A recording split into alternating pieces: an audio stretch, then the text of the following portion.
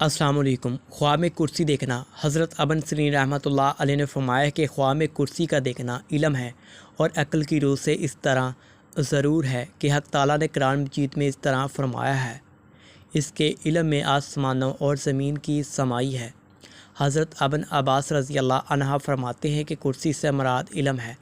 हज़रत इब्राहीम करमानी रहमतुल्लाह अलैह ने फरमाया है कि कुर्सी हक़ ताला की कुदरत और अहाता है। और बाद अहले तबी ने बयान किया है कि कुर्सी की तावील यह है कि कामिल और आकल है।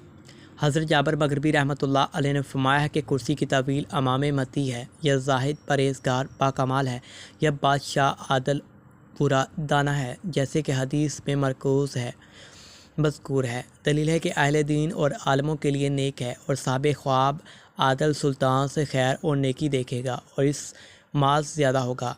हज़रत जाफ़र अलैहिस्सलाम ने फरमाया है कि ख्वाब में कुर्सी का देखना 6 वजह पर है: अदल, इंसाफ, इज़्ज़त और शरफ़, मर्तबा, वल्दियत, कुदरत और जा मर्तबा। अगर कोई देखे कि आसमान पर कुर्सी पर बैठा है, दलील है कि इसका काम बाला होगा और कदर और मर्तबा इज़्ज़त पाएगा और सब मरादों को पहुँचेगा और लोगों में बुज़ुर्गी और अज़ीज़ और मुकर्रम होगा और खलकत में अदल और इंसाफ ज़ाहिर करेगा।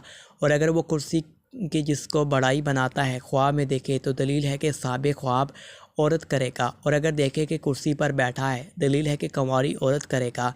और अगर देखे कि इसके नीचे कुर्सी टूट गई है, दलील है कि इसकी औरत मरेगी। और अगर देखे कि इसकी कुर्सी छोटी और पुरानी है, दलील है कि उसकी औरत जलील और आजिज़ और दरवेश होगी।